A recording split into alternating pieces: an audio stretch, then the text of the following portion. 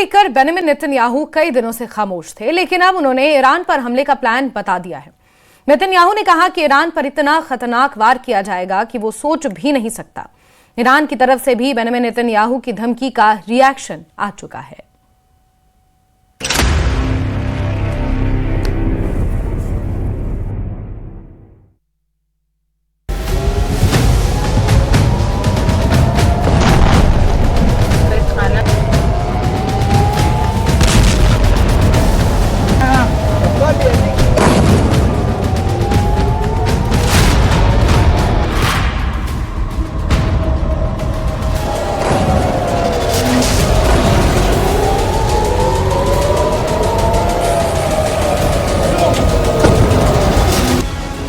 Netanyahu ने जनवरी 2026 का agenda साफ कर दिया है। जो नेतन्याहू ने जून 2025 में हासिल नहीं किया, वो तबाही नेतन्याहू जनवरी 2026 में मचाना चाहते हैं। नेतन्याहू ने वार्निंग दी है कि ईरान पर इस बार इतनी ताकत से हमला किया जाएगा जिसके बारे में उसने सोचा भी नहीं होगा। नेतन्याहू की इस चेतावनी के क्या मायने हैं, इसे और डिटेल से समझते हैं। क्या इजराइल की एयरफोर्स अपनी सबसे बड़ी ताकत दिखाने जा रही है? क्या एक साथ उड़ेंगे सैकड़ों जेट, जिसमें इजराइल के सबसे खतरनाक फाइटर होंगे? नेतन्याहू ने अपनी फायर पावर दिखानी शुरू कर दी है। सवाल है कि क्या तेहरान का ये हाल करना चाहते हैं नेतन्याहू? क्या इजराइल के फाइटर जेट बर्निंग तेहरान बनाने जा रहे हैं? नेतन्याहू का दावा बता रहा है कि वो ईरान और इजराइल के युद्ध की सबसे बड़ी पिक्चर रिलीज करने जा रहे हैं, जिसमें सिर्फ आग, धमाके और जलता हुआ ईरान है।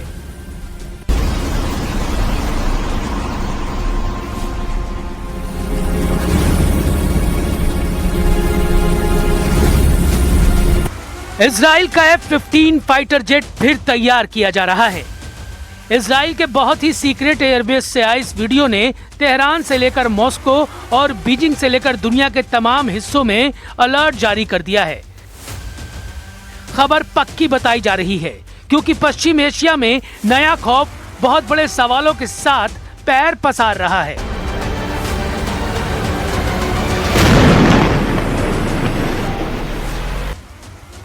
2025 में हुए युद्ध में इजराइल ने ईरान पर हमले के लिए 200 फाइटर जेट इस्तेमाल किए थे। क्या 2026 में इजराइल अपनी पूरी एयरफोर्स यानी करीब 300 जेट के साथ हमला करेगा? अभी इजराइल के पास 66 F-15 है, 25 ऑर्डर पर है। इजराइल के पास 173 F-16 है और उसके पास 48 F-35 भी है। 27 ऑर्डर पर हैं, यानी उसके पास अभी 287 फाइटर जेट हैं, जबकि अमेरिका उसे और 52 जेट भी सप्लाई करेगा।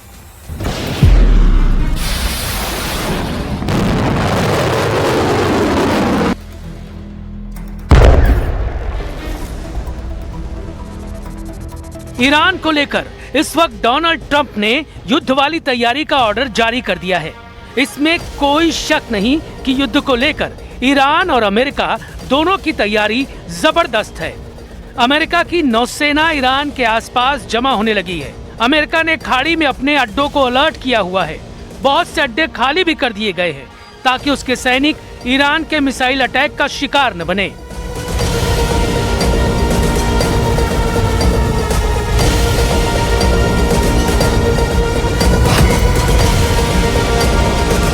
इन सब के बीच वार्निंग डोनाल्ड ट्रंप की तरफ से भी जारी हो रही है।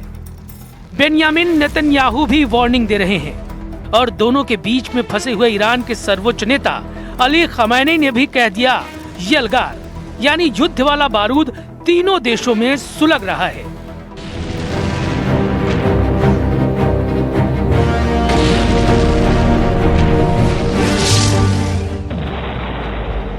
नेतन्याहू पहले ही इजराइल की वॉर फैक्ट्री को हफ्ते के 7 दिन और दिन के 24 घंटे चलाने की बात कर चुके हैं।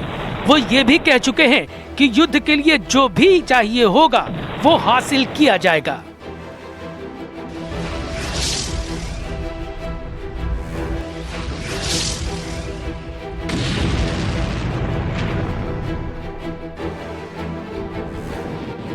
אנחנו נמשיך להצטייד ברכש חיוני, ובמקביל נחמש את עצמנו בצורה עצמאית. אני לא יודע אם יש דבר כזה מדינה שהיא כולה עצמאית, אבל אנחנו נשאף לכך שהחימושים שלנו ייוצרו ככל הניתן במדינת ישראל. नेतन्याहू ने साफ कहा है कि इस बार ईरान पर ऐसा वार किया जाएगा कि उसने उम्मीद नहीं की होगी। इजराइल की एयरफोर्स पूरी ताकत से तैयार है। उसके 200 से ज्यादा फाइटर जेट्स के टारगेट पर ईरान के कई शहर हैं। तेहरान से लेकर शिराज, इस्फहान, क्रूम, बुशहर, मशहद सब इजराइल के निशाने पर हैं। लेकिन सबसे बड़ा टारगेट तेहरान को बनाया जा सकता है। तेहरान में इजराइल के फाइटर पायलट ऐसी तबाही मचा सकते हैं जिसका अंदाजा ईरान को बिल्कुल नहीं होगा। ये दावा नेतन्याहू की तरफ से किया जा रहा है। ये ऐसा वॉर सीन है जिसके बारे में ईरान के कमांडर सोचना भी नहीं चाहेंगे।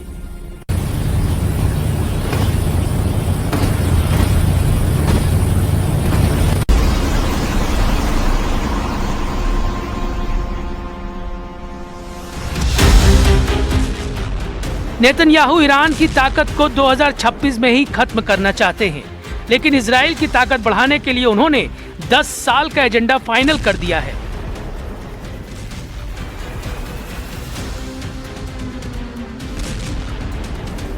אלה לא מילים.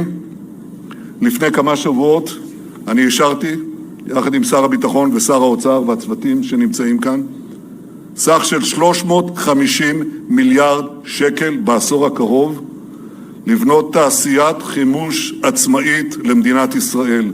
אנחנו רוצים לצמצם את התלות שלנו בכל גורם, גם בידידים. מיטב המוחות בתעשיות הביטחוניות שוקדים על פיתוח אמצעי לחימה שיבטיחו את היתרון של ישראל בשדה הקרב העתידי. मैसेज साफ है कि बम और जहाज अमेरिका का होगा, फाइटर जेट का पायलट इजराइल का होगा और अगला टारगेट बनेगा ईरान।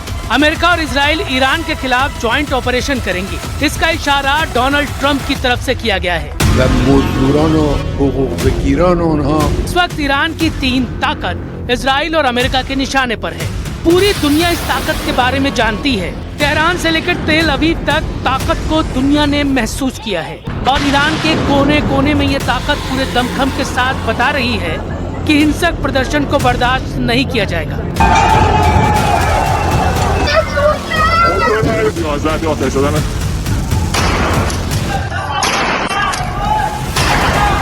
यानी प्रदर्शनकारियों की आड़ लेकर इजराइल और अमेरिका जो करना चाहते हैं वो मंसूबे कामयाब नहीं होने दिए जाएंगे।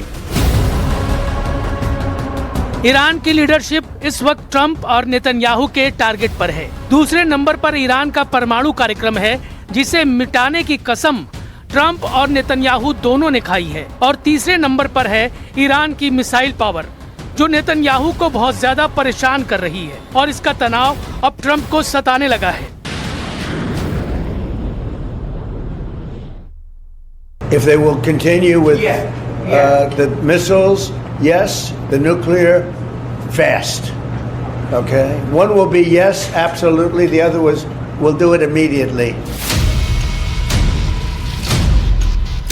डोनाल्ड ट्रंप ने ईरान पर हमले का बड़ा सिग्नल दे दिया है। 2026 में ट्रंप का ईरान को खत्म करने वाला ऑपरेशन कितनी जल्दी शुरू होगा, ये इस वक्त दुनिया का सबसे बड़ा सवाल बन चुका है। क्या ईरान के खिलाफ ट्रंप और नेतन्याहू के युद्ध को रोकने वाला इस वक्त कोई है? ईरान को एर्दोआन का साथ मिला है। ट्रंप और नेतन्याहू के मोर्चे के खिलाफ तुर्की ने आवाज बुलंद की है। एर्दोआन ने कह दिया है कि ईरान इस मुश्किल से बहुत जल्दी बाहर आएगा। अंकारा में कैबिनेट मीटिंग के बाद राष्ट्रपति एर्दोआन का दावा है कि वो ईरान के हालात को बहुत करीब से देख रहे हैं। वो डायलॉग के साथ डिप्लोमेसी के जरिए तनाव कम होते हुए देखना चाहते हैं। Sokaklar üzerinden yazılmak istenen senaryoları hepimiz takip ediyoruz. Diyaloğu ve diplomasiyi önceleyen ince bir siyasetle İranlı kardeşlerimiz tuzaklarla dolu bu dönemi inşallah geride bırakacaklarına inanıyoruz. Biz barışı ve istikrarı merkeze alan dış politikamızla bölgemizi belirsizliğe sürükleme riski olan her türlü girişimin karşısında durmayı sürdüreceğiz. लेकिन Erdogan पर यकीन नहीं किया जा सकता। ये बात Iran बहुत अच्छी तरह से जानता है। पूरी दुनिया जानती है कि तुर्की की मदद से ही अमेरिका और इजराइल ने सीरिया में बशर अल असद का तख्ता पलट किया। बशर अल असद का तख्ता पलट ईरान के लिए बहुत बड़ा झटका रहा है। उसका हिजबुल्लाह से संपर्क टूट चुका है। ऐसे में एर्दोआन की बातें खोखली साबित होंगी। इस बात का अंदाजा ईरान के कमांडरों को बहुत अच्छी तरह से है। वो इजराइल को चुनौती देने वाली कड़वी कड़वी बातें मीठी चाशनी में डुबो डुबो कर ईरान को खिलाना चाहते हैं। Bize göre her türlü sorunun çözüm adresi karşılıklı güven ilişkisine dayalı. Buradan ilgili tüm tarafları aklı selime, diyaloğa, diplomasiye davet ediyor. Tansiyonu daha da düşürme noktasında bize düşen ne varsa yapmaya hazır olduğumuzu bunun özellikle bilinmesini istiyorum. सवाल है कि हिंसक प्रदर्शनों का दौर देखने के बाद ईरान अब कैसे जवाब देगा। क्या ईरान के खिलाफ ट्रंप वेनेजुएला जैसा ऑपरेशन कर सकते हैं, या अब भी भीड़ के बहाने क्या ईरान में तख्ता पलट वाला ऑपरेशन अंजाम दिया जा सकता है। इसमें कोई शक नहीं कि इजराइल और अमेरिका इस वक्त खमेनेई और उनके कमांडरों के लिए हालात मुश्किल करना चाहते हैं, ताकि जो मकसद जून 2025 में पूरा नहीं हुआ वो 2026 में किसी भी तरह से हासिल कर लिया जाए।